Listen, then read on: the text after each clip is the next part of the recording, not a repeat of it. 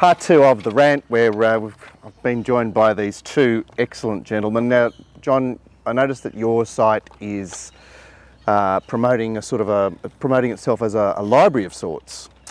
That's kind of the intention going forward, just to put up, so just mix it up a little bit. Like, there's obviously other people out there that do it similar. Daniel O'Sullivan, sharing some thoughts of how I do things on a weekly basis, getting people to send in, you know, what the things that they want to know about, or my opinion of. Obviously, my opinion on barrier draws is different to yours and everyone, so it's just kind of more of how I look at things and building that library up over time, hopefully, and that'll be just part of the site, yeah. Because, Nath, you've been sort of working in a slightly different fashion, but providing similar structural material in a way, yeah, with the stuff that you've written over the past couple of years. Yeah, there's various sources where you can find them. I think Champion Vets have a collection of all the articles up there. Because you remember yourself as a young guy, it was pretty hard to find stuff that was worthwhile, wasn't it? It is not easy, but we know where to look. So if someone else coming in, it's very difficult. But it's a lot more readily available now. Absolutely. I guess that's our challenge. I see my role as being, a sort of a mentor to not just punters but the community itself. Because I mean, it's when this show does so much for punters and the punting community. And, gets you guys on. Or gets people thinking about. Well, it does, and it gets a variety of people on, and then that gets them thinking about how to look for those people, how to look for other people, and even people that will never come on the show or have no connection or never will, they might be found because of shows like this. Yeah, absolutely. Yeah. It's when you are passionate about something, you really. The world needs to hear from Glenn once a week. And if passion's the word for Glenn, that is the word. It does need to hear from him, because he's a little bit different from us intense like drones. Glenn has got that sort of.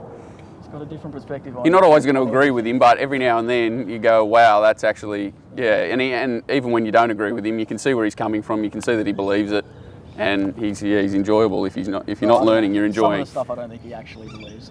He's a showman, and the funny thing is that people who only know Glenn through the show, they watch it and they go, oh, I've got an idea of who he is. Like Paul Vorton or someone like that. Yeah, yeah, exactly. And then I know. That's what frustrated me during the whole inquiry thing about. They didn't understand. He wasn't actually saying he wanted a jockey to be killed. Like, he's just. Well, I think it was pretty political, that whole thing. So it wasn't just the stewards being straighty 180 there. Anyway, well, that's now a year old. That's not too soon. John Sargent, he likes Glenn. He said, great to get some real opinions on some real issues. The computer age is making the kids fat and ugly. One of the many reasons the Waratahs are FUCKED.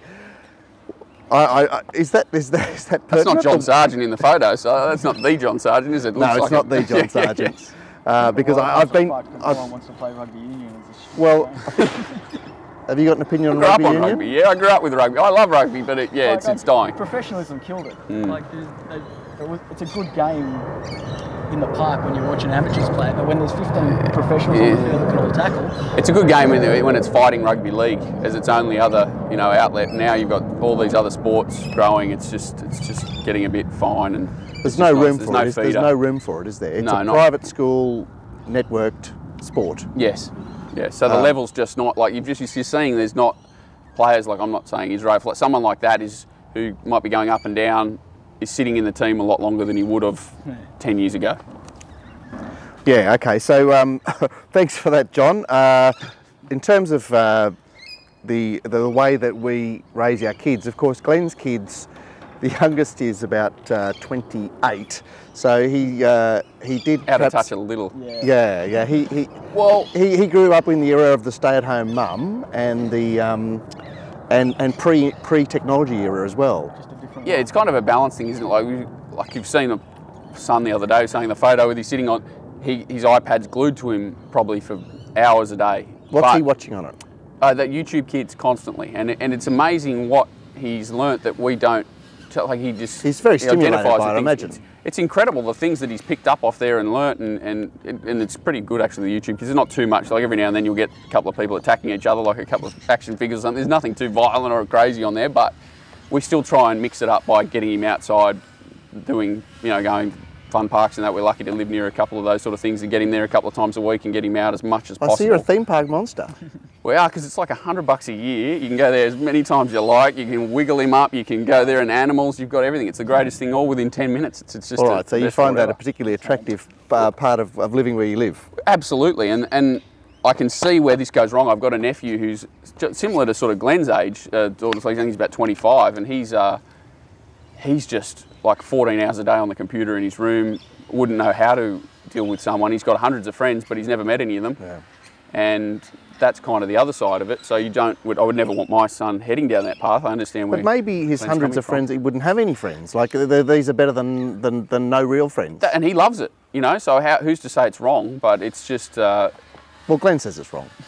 Yeah, and like gun to my head, I probably would too. Like I'd rather. Well, but we've grown up in a time where that wasn't like that, and so that we're going to cling on to that idea somehow. Some of us, Yeah, and I like how the world's shrunk and everyone's accessible now, but I still. It's a trade-off. Yeah, it's a trade-off. What about you, Snow? Your kids technology freaks, or are they? It's a bit different in my house with the twins being autistic. So Emily, the youngest, she loves the iPad, and recently the twins are starting to get into. There's a few apps for autistic kids that are really good, and yeah, but they're starting to get into it, and I encourage it more than Sal does, because she doesn't want as much screen time. But she can't help being a mum. Yeah, but I think it's. I think there's positive parts to it, especially when they're so young. So. Yeah, well, I think you're also surprised. I'm always surprised how, when it's not screen time, it's not like they're actually pining for it, or they do seem to be easily engaged elsewhere. Yeah, as long as it's all about balance, I guess. Like our kids, we go to the park twice a day and run around. So yeah, keep them busy, keep them tired. They don't look for it. That's right. Yeah, that's it. All right, okay, that's enough parental advice on this show. Yeah, exactly. Hi guys, just wanted to get your thoughts. No, that's not my go, surely. Hi guys, just wanted to get your thoughts on backing horses in their first start in Australia, even with good form coming from their home country. Do you want to back them first up or wait for a couple of runs? Cheers, Elliot. Me personally, I just treat them as first starters when they're here, looking at the trials and make a judgment off that. Because lots of people seem to have, well, they indicate that they have some feel for their form. I don't know. I remember Vince saying, oh, well, this horse has got great numbers in Chile. And I kept wondering, and it was only when I listened to his podcast the other day that I realised that he's desperate for everyone to have a number in the world. He says he does have a number for everyone in the world. That's right, pretty much. Like if he can get hold of whatever numbers he needs or vision, he's got numbers for them. Yeah, that's his thing. But as you had, it's all relative. It always blew me away. What do you do with these imports, it depends. John? If they're swooping horses that are coming for a race, it's very different to if they're having their first preparation year. So obviously, if they're hard fit and come across for a race in mind and they're running, they're already up and running. Very different to if they're like a 2,800 metre horse having its first start for Waller. Any race really. It's just every case is different, but I prefer to look at them than back them, if at all possible. Yeah, I had one success. It was with a horse called Wasm, which I don't know, must have liked it. It's her Hawkesbury trial or whatever, and it was resumed. Its made its Australian debut at a mile at Warwick Farm, and I thought, oh well, that's the key, and it never ever happened again. If you struck Wasm, you did very well. I think that was about the only time he struck. Now, last week we had an email from Kieran who was very upset. He was over in the UK and the tab weren't letting him bet online. And a few people managed to respond to that. One of them, Shane, he said, howdy gents, 4 things. Glenn, love it, keep it real. I'm a school teacher here in Brisbane. You'd be blown away with how close you are to the actual truth about kids today. Not just in New South Wales, but here in Queensland. Spoke to a woman today who told me her child's class at Ascot, Think Eagle Farm in Brisbane, has had 5 teachers this year, not due to the class, but pressure from the parents. Well, I can attest, my godson, my brother, who's a teacher at Maris Brothers Ashgrove, will back that up. The pressure from the parents is pretty insane. It seems different these days. My parents barely know who my teachers were at school, and now they didn't get involved, did they? Now but I mean, mine had to a few times. Right, we won't go there. The rant part 2. At my gym, I'm able to watch you guys on the treadmill and burst out laughing, which apparently annoys the other people training. F them. Can we please give Gord some sort of ping pong paddles with 1 to 10 on them to hold up when gorgeous women walk past in the park, as obviously it distracts him. Love it, Gord, laugh out loud. He was very distracted that night. How good was it? How good was it? John, you jumped on him. Yeah, it was great. I did 4 weeks in Europe and punted on Australian races with Bet365 the whole time. Keep it up, it's great. Do you have any knowledge of this betting from overseas having a problem? If you set up, you don't. They're VPNs and things. Okay, but I mean a VPN you're actually hiding, you're pretending you're Yeah, well, you Australia. can't do it direct. You can't do it direct. And why can't you do it directly? I don't know. I think it's just, it depends. I'm from Singapore a lot, so you're not supposed to bet online or something, so I didn't do that. If I'm supposed to go to Singapore Thursday, let me have my visa. But there's countries with different restrictions because of their local restrictions, not because of ours. I don't think, like America's similar. Well, I understand America. I didn't quite understand. Singapore's the same. I didn't understand Depends the UK. where you are. I think UK, I don't know. I assume you'd be able to. Well, I do want to say hello to Link. This guy's actually named Jinx Lev on Facebook. Everyone should find him. I've known him for years. And I struck a quaddie one day when I was doing tipping for free, and he won a few, whatever he won, and went to overseas and gave me about 644,000 photos of everywhere he went. He's a legend, this guy, so more feedback from Right, Jinx. was there $1 that came with each of those photos? No, there was no dollar, but the love was all I wanted. Smiles. Tim said, great show guys, like a breath of fresh air. The rant on the 12th of July had me laughing. Forget about following the horses, Glenn should do stand-up comedy. Anyway, I'm in Melbourne, but have been living in Fiji for the last years, and the bloke from Pommyland who couldn't use his account here to have a bet is being blocked by the tab from here, and it's the same in Fiji. They know what part of the world you're in when you're trying to log in, and they just lock you out. Back in 1997, a young fella, and you probably know more about it this than me, set up shop as an online bookie in Port Vila in Vanuatu and was paying tab prices plus 14%. He was taking out 4% or something like that. Well, within a couple of years, he was turning over millions. The tab here got the shits and pushed the government for a law change, and that was that. So that's why you can't use your tab account offshore. Maybe that's it. Yeah. Otherwise, we could all go live somewhere like Bali on a couple of $100 a week and make that money by backing favourites for a place. Anyway, keep up the good work. Carry on being larrikins. Brackets, Glenn. Because let's face it, that's what racing is about, having a go. Cheers, Jim. Sam wrote, love the show. In regards to old mates, there we go, same story. Best way to get around it is a VPN for your phone or computer, and I think that seems to be the theme from people talking about betting from overseas. You have to hide. Well, if you can't do it directly, you can do it through a VPN. So if you've got that as a backup, you should never have a problem. This is the email from last week that I held over because I was getting 2 pros coming on the show. Dave wrote, I was wondering if you could give out some ballpark figures on how pros make a living punting. To make the sums easy, let's use $1,000 a week as making a living. Obviously, I'm not talking about the Robbie Waterhouse type of punter who has $1 squillion in the bank. I'm talking about the punter who must win or she doesn't eat. A few questions that seem pertinent are the profit on turnover. Shall we just go to the panel here at this point, or? Yeah, I saw this email, made a couple of notes. Oh, you're a star. So did I. Nothing like a panel member being prepared. We're not used to that. Mine are going to be very different to yours, the notes. Yeah, I'd say so. It's just that's one of the things. It's all about what you'll feel comfortable doing, what your style of betting is. The first thing is, what stage of life you're in, I guess, is. In terms of responsibilities? Pre-kids, pre-mortgage, or post-kids, post-mortgage, that sort of thing. It affects how much you need, how separate you got to keep things. Like, when I was starting out, it was just all in one slush. Yeah, what does it matter? Yeah, that's right. Living and punting bank. If I can't eat, it doesn't matter. What's the difference? Exactly. Yeah. I was still living at home with mum and dad, so everything so went wrong. No exes. Everything went wrong, I'd still get fed. There's all sorts of different things. So, basically, it'll depend how many bets a week you're having. The more bets a week you have, the lower your pot will come. You just want to work, in terms of the next part was the minimum size, the actual bank you would need before starting the venture. Yeah, that's right. So I reckon you just start by working out how many meetings a week you're going to bet on, sort of what you're aiming to win on turnover, and then work backwards from using 1% of your bankroll as your max bet, just to protect it. So I just did roughly a couple of sums. This is really conservative, and I think it's always best to be really conservative if you're planning something like this. if you want to earn 1,000 a week, say betting 4 meetings a week, which is 250 a day, I'm saying be skinny and say you're going to win 5% on turnover. So you want to be turning over 5,000 a day. Now, this is where it gets a bit tricky. So the number of bets you're going to have a day will depend on your price ranges, how aggressive you are in your staking and whatnot. I'm saying, say you have an average of 5 bets a day, and I'm saying 5 average size bets, so that could be like 3 normal ones and a few savers and all that sort of thing. So that'll mean you'll need to be averaging about $1,000 a bet, and therefore you'll need about $100,000 bankroll to be real safe, in my mind anyway.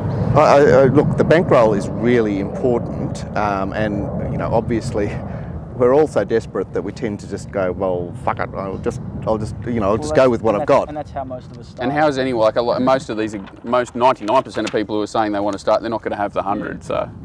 Well, that's the thing, so, but those are the really very conservative figures, and like I said, like when I was starting out, I had a bankroll of 30 and I was sort of, 30% of those figures, and I was living at home, so I didn't have to justify trying to earn 1,000 a week. I was just starting with that amount and betting from there, sort of thing. I would nearly say, like, you've got that fallback. Nearly everyone, it's nearly impossible to jump straight into professional punting without a fallback. Yeah. The stress is too much. This of punting, jumping in and can't eat if you can't earn is nearly impossible. So how would you have gone, Snow, if you had to start now? Well, I wouldn't do it as a full-time. You'd have to start as a part-time thing and then build a bankroll that way. And then after, say, a year or two of solid, consistent results and confidence in your own ability, then you can make the switch. Right, so you're a weekend warrior for the. Not a weekend warrior, like do it like you've got 2 jobs. If you really want to dedicate yourself to it, do your normal job and then find the other 4 or 5 hours a day. Just become a jockey manager and do both at once. Exactly, and find a way to, because if you're not confident in yourself mentally, it'll never work. Absolutely, and the more pressure you've got, like the position you're in, especially I can imagine your overheads would be crazy with the girls, and you just can't imagine, if you're sitting there thinking, wow, I need $8,000 for this in 2 weeks, I better hope I find a winner. Yeah, You no hope. It's impossible. You no hope. So it's definitely like having a mental headspace to be clear and make the right decisions is a huge thing for me. Yeah, Bankroll of $50. Well, I grew up on the Anthony Gardner tennis player school of whatever you've got's whatever you have on. So, and then if you don't back the card, you go home broke. So it's taken me, I tell you. I think it was originally pioneered by Glenn. It probably was. And one thing Anthony did teach me, which is interesting, and I sort of read down further where it says the chips in approach. If I like a horse and everything ticks every box, I've got a bit of a start on the race whereby I think that 3 or 4 of the horses that I've been wanting to be like negative against are in it, and I have to go above what I would normally have. There is a jumbo bet, because that at the end of the year, for me, that makes the difference to me. If I don't take advantage when every box is ticked plus, I think there is yeah. So you're leaving something behind. You muster the cojones. In the current marketplace, it's hard to get a jumbo bet on. Yeah, that's why you have the West Indies there sitting behind you. You got bloody Joel Garner coming in from one end and Kirtley Ambrose, and no, I don't. My whole to this it's changed, because I used to be someone who, this is what like sort of wrote a letter about too. So that I used to be more a multis player. I was never a sort of a set bank player. I'd never back to win a certain amount. I'd be always bankering multis through my value sort of things of the day. Now I can't have a multi-bet with anyone. I can't get on any of these things. I can't get on Cornelis trifectas, exactas, anything unless I bet through a pool, which is shrinking because of the corporates. Okay. So my whole approach has to totally change from what it was 2 years ago to now, and I'm sort of forced, and I'm still not even close to getting it right. I found even in the last year, my approach to just betting in general has had to change a heap because of the way the market's changed. We have to adapt to a worst case scenario. It keeps the market's become so much more top heavy. Oh. Those big 3 or 4 players are controlling the market to such an extent that what we do early doesn't matter. What happens in the early flux won't matter. It's just what they decide in the last 5 minutes the price of something should be. That is the price it will be. And it's really, well, that's just saying there's different ways to make money. So Mark's obviously very good at identifying horses that are going to firm in the market. You've done it for a long time with your markets. And that's a way, like I'd actually try and point someone more into that direction if they want to try and make an earn out of it to start with. Betfair going up and up, how do you trade out? Well, that's the problem. Trading out's difficult. Unless you're talking about But- making a book around it. What I would try and do is identify horses that these syndicates are trying, that you know they're going to back. So horses that map well, horses that are on speed mapping well all the time, those, and they're in the market, they tend to firm. And I think like that sort of thing is you're trying to pre-profile. Leak in my game, trying to predict what they do. I struggle. I don't, but I think it wouldn't. Do you think you're never going to get it? Maybe if you haven't got it now, you're never going to get it, and to structure your because it's now getting to a point where I'm doing less and less betting early because I know that if I'm wrong, you're going to get double the price. I'm going to get double the price, and like I was saying, with setting up alerts and being on your toes and whatnot. If I'm wrong waiting, I'll only have to take a roll or two under, and they will be crashing much further than that. Yeah. So the way they blow is insane. Yeah. But that's fortunately, they're not deadly. I mean, they back losers as well. Well, they're high turnover, low profit and turnover models, so it's beautiful for other players that are they're the winning opposite. punters and they need to be respected. But I think the corporates over-respect them by turning off their bets so far. I think if they turned them off 1 or 2 rolls rather than 4 or 5, it'd be better off. Dr. Nick's nowhere near as active, obviously, in early markets that he was, but you would see a horse at Port Macquarie, it'd be 20s into 4s in 1 minute, and you just knew that it was a massive and that's overreaction. A product of the scrape. Everyone's scraping off each other. Everyone goes Absolutely. -2 rolls, they go off, they go -2. But they still proportionally put the others out off that firm. Like I could, if I was them, I'd be firming it and putting yeah, well, it's great, that's right. So I'd be just making it a 140 market or something if I thought I was that bad at pricing my own markets. But yeah, it's incredible the way they sort of. Sums lately, but they'd be betting well under 90% most races, the corporates. You would have to. Yeah, it would have to be. Yeah. Well, but especially in the country provincials. That's Absolutely. great, isn't it? So they are effectively sharing the recreational money. Yes. You know, provide always with the proviso that we can somehow find a way to get on. But it's just frustrating watching the processes from the outside, thinking how much more they could be winning than what they're doing now. The corporates. The corporates, the way they handle things. That's what drives you insane. I like part of, and again, I'll probably get hung, drawn and quartered, but they're not bookmakers anymore. They're not even remotely bookmakers. But they're not even called bookmakers by Racing New South Wales. They're wagering service providers. There you go. So there's not even a bookmaker left in most of them, I wouldn't think. Or someone like Mark's background, there wouldn't be anyone there, whereas they used to be the cornerstone you'd have 3 or 4 of them, plus your market setters, plus your Peter Greers and people providing markets and Mark, and they'd be sort of blending together to make a market. Now they don't have an opinion. They just whack up a set and wait for it to be knocked into shape. Yeah, and I'm in the draw, and you're the one who forms the price, and Mark's the one who's just in the middle, and that's how it is. It's just a game of statistics. It's not. They've got a big draw and they use it and they bar what they can and they control their own marketplace because they're allowed to. But I guess the answer to all that is actually waiting for those opportunities, betting late. So when the pros are these key pros are really betting hard against certain participants in the race, and you're going, well, here's my opportunity, because I know they're not always right. It's like surplus. Like I was never in my mind, am I going to lay that horse in the morning? Yes. And then when they're taking, I think I laid 220. I went off too early. You did pretty well. I had to get involved with that price. Oh yeah. That's it, and you get the same thing in the country. Like I've been watching a lot of stables, say Toby Edmonds, Jeff Lloyd. They go from 250 and you think it's a marginal bet. They're starting at 140 hard on Betfair, and you're just like, you have to, and it's just, I don't know where the money comes from. It just seems to be just unlimited, and you have to beat them over time. They can't be. But you need to maintain the courage of your conviction, because I mean I think that's the bankroll and the courage are the two things that are in this game, because you're going to have losing streaks. You're going to have times where you think it's all over. You think it's the start of my death spiral. And people understand that there's a surplus horse, a horse that you probably liked, like you're saying, and you're stepping in to lay it. That's not easy to do. No. It's a challenge mentally. It's a horse I've priced as favourite. I mark it 5-2, but it's favourite in my mind. So it's when you're doing the formula, this is the most. But it's not a soft 5-2, is it? Like no, it's a 5-2 genuine. This is the most likely winner of the race, and it is a big mental step to say, well, I'm going to lay this horse now. But you need to be mentally nimble, which is what you described. Especially when it's firm Betfair, because people think, well, that's a good sign, and then you're going against the market and your own opinion. You're thinking it's Bjorn, and here they come, and yada yada yada. That's right. So it's like a horse that ticks every box apart from your price, which you have to stick to. Anyway, Dave signs off by going, I know your show has generated a few other imitators, but yet to find a duplicator. As they say in the classics, often imitated, never duplicated. Well, that's Aladdin, isn't it? They It's just not one that Harvey watches. I haven't got to. I'm gonna oh, put it on. Aladdin's fantastic. I have seen it, but I can't quite it. They just I've don't. rediscovered the Little Mermaid, so I'm reliving. Oh, it. jeepers. There you go. Paw Patrol.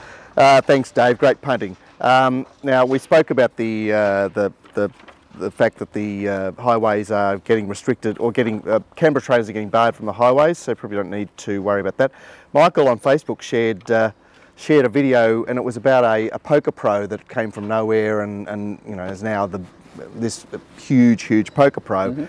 And he said the video I shared above popped up on my Facebook feed this morning and reminded me of your comments regarding how poker came from out of the shadows and into the mainstream. The racing industry needs to have a good hard look at campaigns such as this and promote people such as yourselves to make racing relevant to the general public once again. There are so many great places where I eat up as much information about racing as possible. The problem is that I know where to find it because I'm already part of the converted. Promoting people such as yourselves to the general public would be a no-brainer in my book. God forbid they could even carve out a section of the mainstream media somewhere once a week and put you on the books, and can only benefit our great game. Keep fighting the good fight. Your work and expertise are greatly appreciated by so many. Cheers, Michael. I'm not sure that the racing industry is interested in wagering, is it? It's interested in wagering, but not promoting wagering. Not thinking about wagering. It's interested in the next jump. It's glorified poker machines the way Sky Channel do it, and the way the tab, or not the tab, just the way that racing is put on. Heading, yes, yeah, like more than it ever has. It's all about, here's the next jump, here's a dog race, here's a trot race, here's number 4, so-and-so tips it, here's the map to look at, oh yeah, back it. You've literally there's no information, you've got a minute to do the form for each race if you're watching Sky Channel, and that's what they want. They want the next to go adrenaline junkie. Yeah, so that seems short-sighted. To me, the one wagering company that wants to drive turnover and wagering because they have no interest is Betfair. They've produced this Betfair hub. Everything that Betfair does is about informing people, getting them to turn over more money. So to me, they should be the first model they look at. All right, but how are they getting, see, they don't appear to have any wider traction. For example... Well, they don't have someone that's personable that can communicate it. Well, but also we went to the Betfair function at the Oak, was it? Royal Oak, and it was the converted. There was they don't have any access. Don't have any access to the wider community. That's what Racing New South Wales or someone like, when you're saying that they maybe should bring in their own exchange in, and I'm not trying to say they should just buy Betfair or become Betfair, but that's what they should be. Yeah. They should be trying to police their own exchange to keep everyone there possibly, or whatever, if they don't like exchange. I don't know, I shouldn't even talk about exchanges, but the wagering part of it and the way that they're trying to drive it forward, and as you're saying, they're preaching to people who are informed most of the time. Like 90% of people who watch this probably don't even have a Betfair account, or maybe not so much, but in general no one even knows what Betfair is, so they're not going to find that site, they're not going to find the resources. But don't you think even Racing New South Wales has struggles to actually get access to the wider community? Like, for example, that poker video, I don't know if you've seen it, but it's basically promoting the rags to riches, but not in a lucky sense, in a skill sense. Yeah, I've heard Darren Potter talk about this a few times, the poker analogy, and he's spot on. Like Sal and I got so into the poker boom about 8-9 years ago, whenever it happened, because on Fox 8 on Friday you're a night, poker romance. Oh, when they first started the what was it? We would literally spend 3 or 4 nights a week. WPT. And yeah. And that engaged it too, because first time you got to see hole cards, you got to actually start thinking, like they think. What you would do in their situation, and you could be a part of it, and they all had personalities. They blitzed it up. They didn't even do that great a job, but it was just like, hang on, we're in the game. But it engaged. Yeah. Like anyone that had any remote interest in cards or gambling was watching every Friday night, and within a year, every pub in Sydney was playing poker. Absolutely, yeah, that's right. But it must have even been wider than that, not just an interest in cards or gambling, because somehow it captured a wider tranche of society. And it's still existing now. Like it's grown, and nothing's changed. It's just that little. Even still now, like the people I follow on Twitter, I follow racing people, I follow a few news people, and I follow poker players because it's interesting. But they're promoting the gamblers, aren't they? They're promoting the protagonists. They're not. They're promoting the actual thing, which it is playing poker. Yeah, to me gambling. it wasn't so much the, there were like, you got the Daniel Negreanos and these guys who were interesting, Mike Mattisau going off his head and that Australian Tony G. You need the personalities as well. To drag it, like you need the To engage. You need your Glens to engage, and then you need something, some substance behind it, which racing has, to capture. But it's just about how you box it up. That's the racing part of it, and how you, like, I wouldn't want someone sitting in the dungeon with me and watching me in my underpants, bloody sitting there eating Wheat Bix trying to work out how to find a winner. But I actually had a bloke come around about a year ago. He wanted to do something like Yeah. that. He goes, "Can I film you for a day just to, you know, use it as selling material?" And I said, "You're going to be so bored." well, you are. You could glitz it up. There'd be a way to do it. Like someone Come could on, package it up. let's get some footage of Sean working for Warren back in the early '90s. Anything with Warren would be great. I'd watch that. And imagine going, like, Sean would be up for, you know, like showing himself off. Yeah, like, for sure. There'd be people who would. Yeah. And imagine taking people on that journey. They'd blow their minds. Well, like the Jelko journey, the Sean journey, the Dr. Nick journey would be. I'd watch that in a heartbeat. You know, so and that would engage anyone. Someone. The Fletcher story would be a mini-series. Yeah, there you go. Well, that'd be after 10 I o'clock can't at night. imagine that the industry has got any interest whatsoever in promoting any of these people. Which is weird because, as you know, they drive it. They're the ones who are providing. But if the money just keeps coming in, it just keeps coming in, doesn't it? They're yeah. not really going to worry about that. This is the thing, this whole long-term thing. Like, well, why does it have to be the industry that does it? We all see that sort of shrinking. No one seems to be doing anything, thinking about it, what it's going to be looking like in 20 years' time. Well, I imagine that the Racefield's fee has gone up to 8% by that The stage. only ones that are half contemplating it at Victoria, by separating from Tab and Sky and trying to go their own way.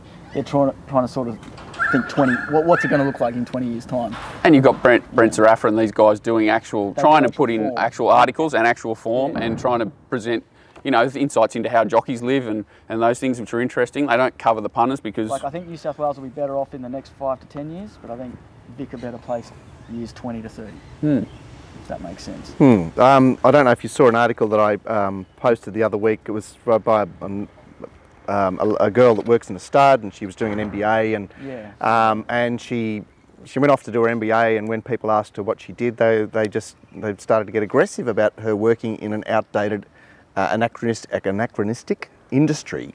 I think I've never had that reaction. Like, whenever I say it, it's just like, wow, you actually do that. Like, You get someone come and work at the house or something, like someone, just a random person. What are you doing? What? Huh? How do you do that? Why they can I do get that? quite excited. Yeah, absolutely. And they're not even. Well, I don't bet. What should I bet on? You know, like, and it's just. I think the actual horse part of it is a stronger animal welfare part of society now, but I don't think it's overplayed in the media for sure. Well, but it's the story, everything isn't it? negative It's the, you know, you get a few hits if you put a.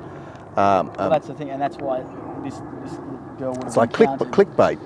That's right. That sort of feedback, because that's what the message that gets out there. Racing doesn't do enough to promote, like we said, the gambling or the more positive. When the people like this, they're normally obsessed with the horses they look after or whatever. Exactly. They live for these horses. They get paid very average wages. Yeah. To look after very expensive animals that they live for. Yeah, they're taking advantage And of it. unfortunately, the dog thing has tarred us with a similar brush. People think it's all the same sort of industry. And that's a small part of that industry too, which is it's kind of it's not fair. I would like anything like that could bring exposure to racing, and you know, like I don't know how you would do it to produce something like a poker, but that's. I saw a show from America. It's definitely doable. It was a terrible show, but it was still worth watching. Exactly, because it was gambling. It was interesting. There were winners, there were losers. You know, the good guys to cheer for, bad guys to cheer for, and it was about how these guys found their selections. And there is big holes in the programming for these companies. Like, they got that many channels now, and you watch, like, they're great shows. The one that Sal was on and that, and you'll see them 100 times. 100 times. So there's room for. And I know, like, you guys are perfect like that. Think about it, something like that, it costs money to produce. What do these things cost? Not a lot of money. They got 3 chairs, they got Jamie and a camera. That's all it costs. Yeah, that's not much more than it would cost them. It's all sitting there, you know. It's just it's an empty studio sitting there. They've just got to turn them thing, a few cameramen, and I would say that the popularity would be great. But then again, you're sort of preaching to a. But here's the other thing: converted. Is Sky, like Sky's metrics? They're not interested in having people watch Thoroughbred Central at 8:30 at night. Their metrics are, we want people watching the dogs turning over money. But then you would see. I know that you're saying it's different sort of area you're talking about, but I would say the Dominic Byrne episode with Sally would generate ratings Yeah, but 10 times as high as Paul Massara and someone. Other people at Sky, do they get incentivised by ratings, or are they incentivised by how much the channel is responsible for turnover? It's sort of got to go hand in hand, I guess. Why do they produce the shows at all? Where the general public are not watching Sky. No, You know, they're not watching Sky people- 2. They're not watching 5 to 8 or whatever that channel, Thoroughbred Central. Well, that's probably right, yeah. But the people, well, for example, you know, Sky won't license their programs to be shown on Fox, on Fetch, or what's the new Foxtel Play. Whatever. I tried to. I was in a hotel room on Saturday, and I tried to just put my iPad onto the screen, and you can't even do that. Like external devices off the Tab app, they won't allow it. They've built an app so that you cannot beam to another thing. So everything else, like Racing New South Wales, I could watch there, racing.com, but the Tab's blocked it from going up there. It's incredible. All right, yeah, well look, unfortunately there is way too much of preaching to the converted. I Yes. think I mentioned when my mother wasn't very excited by my interest in horse racing in the mid-70s, but she was a bit elitist. I would say that the middle class were quite, if not engaged by racing, quite happy about the position of racing in society, whereas I'd suggest that we're down in the dregs now. Yeah, it was Definitely. an ingrained part of our culture, and it was A celebrated part of the culture, and yeah. it wasn't looked down upon. Whereas now, sometimes I get the feeling it is. But maybe that's because we weren't first world back then. You know, our society is so rich and elite now compared to the way society was, or our culture was, and that means that you shed those dirty things like, you know, grubby horse racing. But what's poker? It's the same thing. Well, it's managed to find its way in, so I guess that's the lesson in all that, isn't it?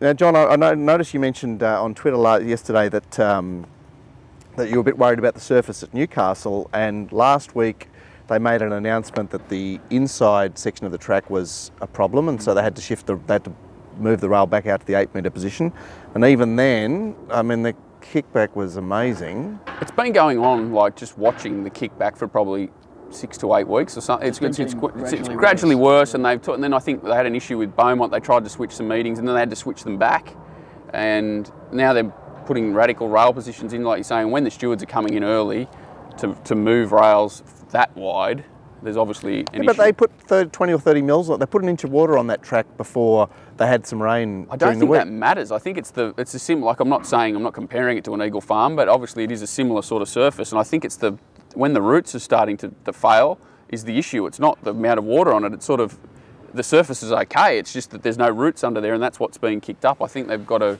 make sure that that's the number one, that they're looking after the So is it underneath possible surface. to build a racetrack these days? It's amazing, isn't it? Like every rebuild. I just get driven mad when you've got Hats or someone posting 300 mils of rain at Hong Kong tonight, and then you turn it on 3 hours later and it's a good 4, and you go, well, Like, what's going on? Like how hard can it be to do that here? Like it's just. Well, I don't know. So you're talking about recently constructed surfaces there that Yes. are doing that? Yes, I assume so. They're not generations old. They're fairly, I think they're both fairly new surfaces, and Like when was and the last they're similar successful surfaces. rebuild we had anywhere? Um, Newcastle looked promising for the first few months. Yeah, well, and it It was still so does look intense. promising. It's not terrible, but it looks like it's on the way to being unpredictable, and you're getting lanes and kickback and weird things happening. Like they just is need to that back off just the time of the year? Could be. Could be. But look, it's scary. How's Port Macquarie going? Because I don't pay much attention to Well, Port Macquarie. last I heard, and I could be very wrong, is that Grant Allard was looking at moving up there, and I was told that he was kind of blocked from going there because they were talking about having to shut the track and resurface the whole thing again. Huh? That's what I was told. So I could be very wrong, so I'm not going to be held to that. But that's the kind of how bad it was looking. I know they've had a couple of meetings there since, so maybe they're going to try and patch it up or do what they're going to do. But it sounded like it was nearly a resurface job there at one point. But it's only just reopened. Well, the same as Eagle Farms only just reopened, and it just seems like maybe it's not a club thing to be like they've got. I don't know. Well, the clubs don't have a lot of say in what goes on, you know. Racing New South Wales and Racing Queensland, in the case of Eagle Farm, Yes. had a lot to do with these particular. Well, they're the ones that spend the money, aren't they? So they'd probably say these. Yeah, and yet I love Racing New South Wales, so I can't talk about it. I don't, yeah. It's just, it seems to be the management post putting the track down, because surely, or they're not putting the right underneath. It can't, like I've had a lot to do with golf courses and design, but seen them built over the years, and there's just a way you do things. You put sand, then you put this, and that's what works. Surely you go to Shartin, you say, this is what works, this is what we do. Yeah. I don't know. Yeah, but for example, they attempted to copy the theatre of the horse from, there's one in Hong Kong, isn't there? And there's another one at Ascot. And they still managed to stuff that up. Yeah, well, it is the worst place to view horses I've ever seen. They're constantly turning, you can't get a look at them. It's just basically a non-event from a yard watcher. Yeah, it's just too compact. You get a big field there and it's just, you can't, it's just bum on bum on bum, and they're turning, and you just, for someone who wants to look at it in the yard, it's very difficult. Like what Mark looks at them for me a lot of the time, and he just doesn't even bother going.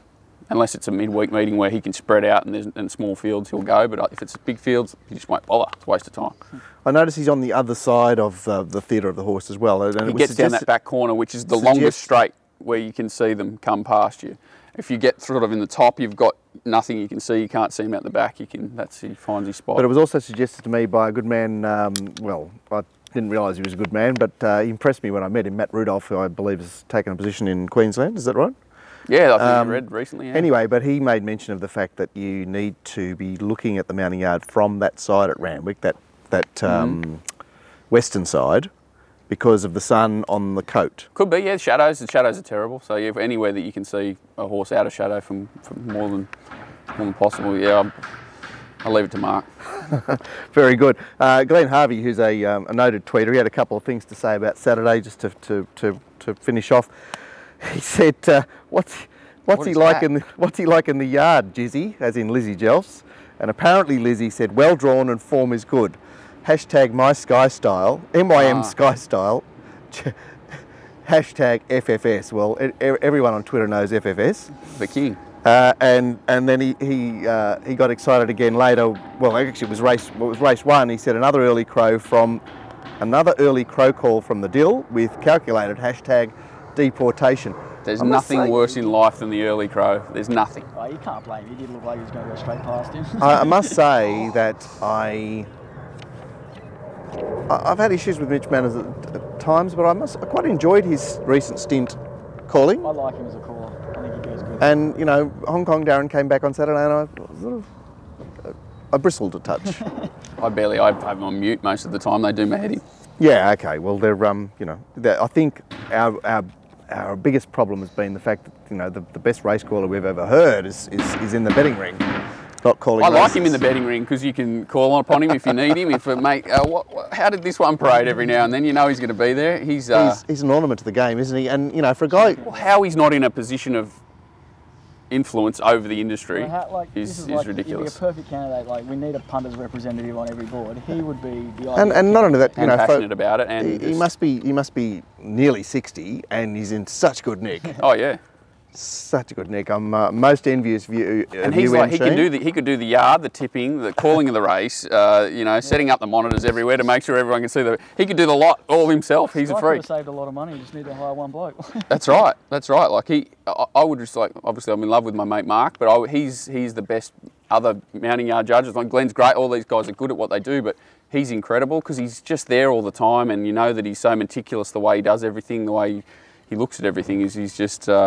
He's another level. He's got a fair bit more experience to draw upon. It's when you've been looking at the horses in the mounting yard for that long. Exactly. And obviously watching horses through the binoculars, trials and races. He watches all the trials. He watches everything. He's a part of everything. I'm not talking for the other guys. I'm sure they read up on their form and that, which they have to do a little bit. But that he covers them. He's just got that background, and it's just amazing that he's run over a Chinaman or whatever I don't know what he's done to be in the position that he's in, to not be in a position of power, because it's just incredible. Well, we've got a one-track media, unfortunately, yeah. And I hope that you've enjoyed this session with two monsters of the game. Yeah, monsters. Thank you, Nathan. Thank you for coming on. Thank you. Jay Walter. Good fun. Will we be hearing a podcast from you in the near future as young Jake got hold of you yet? Oh no! You've shut him down, have you? Enough of that. No, I can't get in that crazy. Or maybe he can't work out how to shut you down. I want to know when Robbie's coming on. I see that he's sort of trying to lure him out of retirement every now and then. I want to listen to the Robbie one and just to hear what he releases, and I can't wait for the Robbie one. They've all been very enjoyable. Paul Daly, even everyone's got a sort of different angle, and I even... Oh, there's something to learn from all of them, isn't there? Yeah, and I like these sports traders. There was one that someone put up the other day, and I'm very interested because the way I read into his site and things he's staking, and it was just interesting. You wait for them to come on once. It's actually a very good concept, and he does a good job. Does a great job. So we'll be hearing you soon. Good work, John. Okay, so you can find John Walter at racingwatch.com.au. That's it, .au, yep. Racingwatch.com.au, and your stuff generally you'll find championbets.com.au.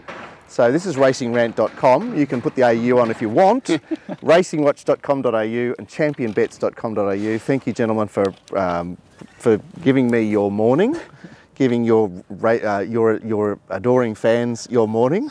Yeah, and we'll get back to Twitter to the rest of the degenerates now. We'll be back on there for the pub. Keep getting them. Yeah, we'll be there. Anyone on Twitter, if you're not following Proform, you're missing. Or something. He's got his own website that I may or may not have set up. It's a great website for about 3 minutes reading. Follow Proform, your life will be better. Thanks, guys.